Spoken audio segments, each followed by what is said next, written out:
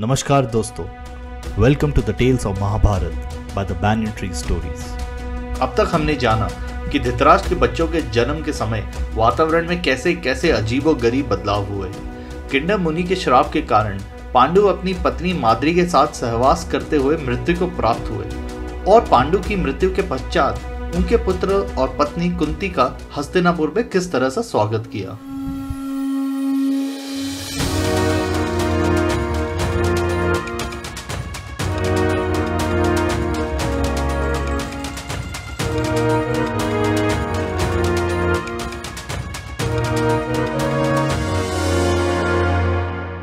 पांडव के हस्तिनापुर आने के पश्चात सुयोधन के मामा गांधार नरेश शकुनी भी सबके स्वागत के लिए आए। शकुनी यूं तो राजनीति और कूटनीति में काफी कुशल थे, लेकिन वे शारीरिक रूप से अक्षम थे। वे अपनी बातों को बहुत प्रभावी तरीके से सबके सामने रखते थे, इस तरह से कि सामने वाला उनसे प्रभावित हुए बिना नहीं रह सकता था। उनके हाव भाव या उनकी आंखों से कोई अंदाजा भी नहीं लगा सकता था कि उनकी शैतानी दिमाग में क्या चल रहा है। शकुनी धृतराष्ट्र से अपनी बहन के विवाह को अपने जीवन की सबसे बड़ी हार मानते हैं। इस हार को उन्होंने अपने दिल पर कुछ इस तरह लिया कि उन्होंने कुरु वंश को खत्म करने का प्रण ले बैठे। इसके लिए उन्होंने अपने राज्य तक को त्याग कर दिया और पांडव के हस्तिनापुर आने के बाद वे भी हस्तिनापुर में ही रहने लगे। सुयोधन अब कोई बच्चा नहीं रह गया था। उसे इतना तो समझ आ गया था कि 5 पांडव के आने की वजह से उसका युवराज बनना मुश्किल में हो सकता है। इसलिए उसने सबसे पहले अपने मामा के सुझाव का सहारा लिया। खुद को और अपने बाकी भाइयों को कौरव कहने लगा, वहीं पांडु पुत्र को पांडव। शकुनी मामा के आने से सुयोधन को एक ताकत सी मिल गई थी। अब वो बाहुबल ही नहीं बल्कि छल से भी पांडव को परेशान करने के लिए नए नए तरीके ढूंढता रहा।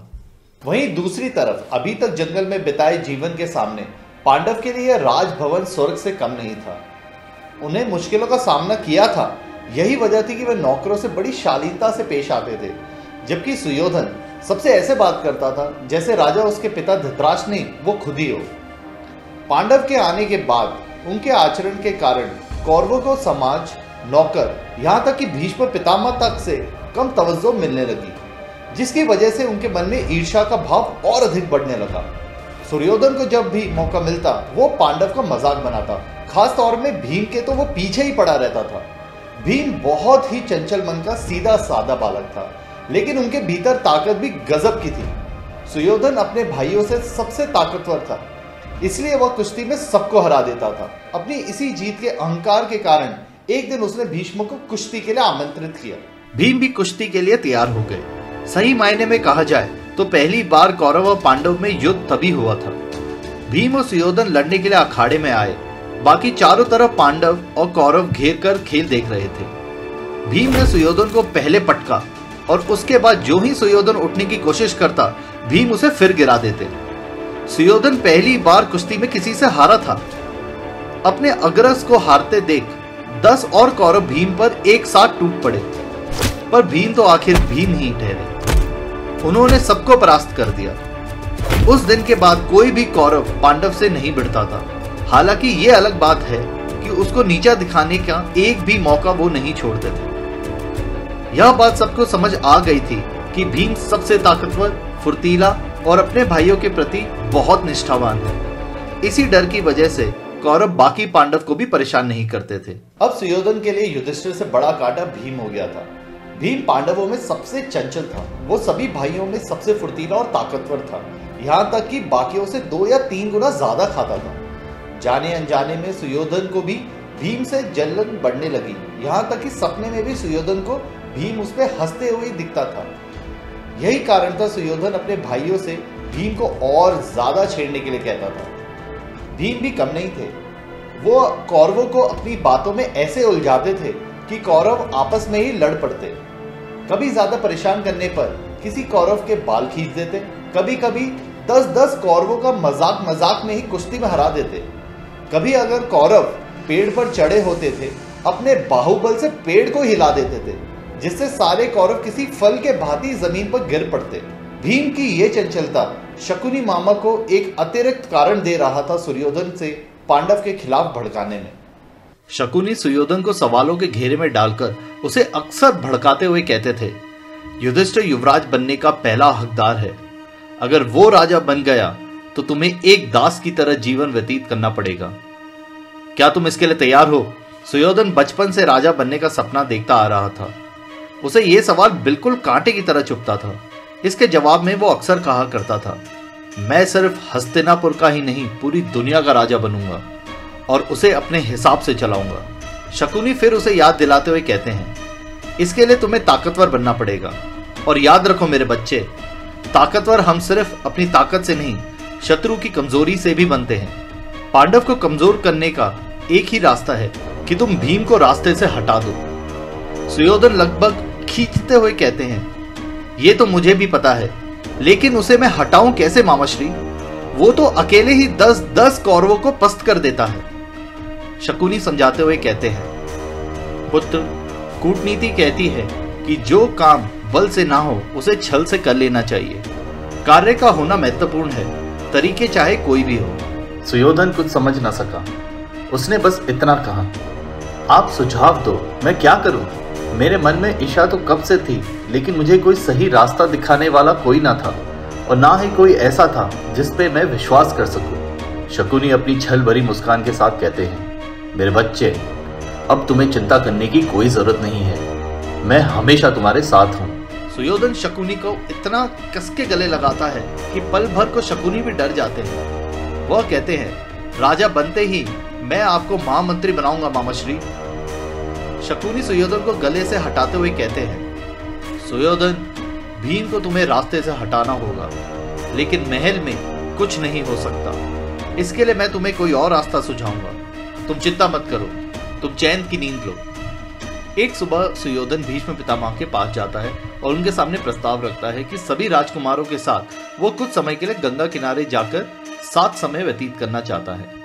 भीष्म पितामह सुयोधन के इस बात से समझ गए थे कि सुयोधन के मन में पांडव के प्रति द्वेष भावना घर गई है। फिर भी ना चाहते हुए भी उन्होंने इस आशा में आज्ञा दे दी कि साथ रहने पर शायद उनके मन में एक दूसरे के लिए सौहार्द की भावना आ जाए। सुयोधन गंगा किनारे प्रणाम कोटि में हर एक व्यवस्था का खास ध्यान रख रहा था। पांडव के साथ सहोदर से भी अधिक अपनापन निभा रहा था। पांडव भी सुयोधन की इस बर्ताव से बहुत खुश थे। आखिरकार एक सुबह सब लोग रथ, हाथी और घोड़े के साथ वाहन पर निकले। पूरा राज्य कौरव और पांडवों के बीच का प्रेम देखकर बहुत खुश था। कुछ समय यात्रा पश्चात सब लोग गंतव्य स्थान पर पहुंच गए। सुयोधन द्वारा बनाया गया यह स्थान किसी महल से कम न था। सभी ने तय किया कि अब से वो खेलने यहाँ पर अक्सर आया करेंगे। वहां पर बहुत अलग अलग तरह के खेल के इंतजाम थे। भीम हर खेल को खेलते जा रहे थे। एक समय बाद सभी राजकुमार खेलते खेलते थक गए और सबको भूख लगी, इसलिए सब खाने पर टूट पड़े। खाना तो सभी ने अपनी थाली में लिया, लेकिन थोड़े वक्त के बाद यह दिखता है कि सभी अपने प्लेट से अपने बगल वाले भाई को खाना खिला रहे हैं। हालांकि दूसरों को अपने हाथ से खिलाने का काम सुयोधन ने आरंभ किया। उसने बहुत ही प्रेम से भीम को अपनी थाली से खाना खिलाया और भीम ने भी अपनी क्षमता से अधिक खाया। सुयोधन मन ही मन खुश हो रहा था कि उसकी योजना काम आई। उसके राजा बनने के रास्ते का सबसे बड़ा कांटा आज उसी के प्रेम से दिए गए जहर को खाकर मर जाएगा और पांडवों की सबसे बड़ी ताकत ही खत्म हो जाएगी। सुयोधन ने खाने के पश्चात तैरने का सुझाव दिया। सब लोग नदी में तैरने के लिए दौड़ पड़े और आपस में ही रेस लगाने लगे। इस बार की तरह फिर से भीम ने सुयोधन को हरा दिया। हालांकि इस बार वो बहुत जल्दी थक गया और किनारे पर आकर लेट गया। अर्जुन उसके पास आकर पूछते हैं, क्या हुआ मंझले भैया, आप ठीक तो हैं?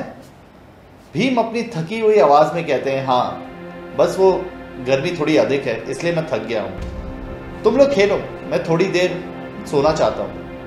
यह कहकर भीम आराम करने लगे और बाकी लोग खेलने में मशरूफ हो गए। कुछ समय बाद सुयोधन ने कहा, चलो भूख लगी है, कुछ खा लेते हैं। और सब लोग वापस से आश्रमालय तक चले गए और सुयोधन रसोई में जाकर बावर्ची से खाना तैयार करने के लिए कहते हैं। फिर खुद कुछ कौरवों के साथ नदी किनारे आ जाते हैं। वह देखते हैं कि भीम गहरी नींद में सो चुका है। सुयोधन खुश हो जाता है। भला खुश भी क्यों ना हो, उसका सबसे बड़ा दुश्मन आज खत्म हो गया है। सुयोधन का भीम के लिए नफरत का अंदाजा इस बात से लगाया जा सकता था कि उसने भीम के खीर में इतना ज्यादा जहर मिला दिया था कि कोई हाथी भी मर जाए। सुयोधन आज किसी भी हाल में भीम को जिंदा रहने पर कोई दाव नहीं खेल सकता था, इसलिए उसने अपने कुछ भाइयों के साथ पास ही गंगा में भीम को फेंक दिया और अपने सपने में राज मुकुट के थोड़े और नजदीक पहुंच गया।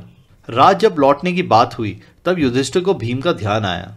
सुयोधन कहता है, वो शायद थक गया होगा तो हमसे पहले राजमहल चला गया होगा। किसी ने सुयोधन की बातों पर कोई शक नहीं किया और सब राजमहल की ओर चल पड़े।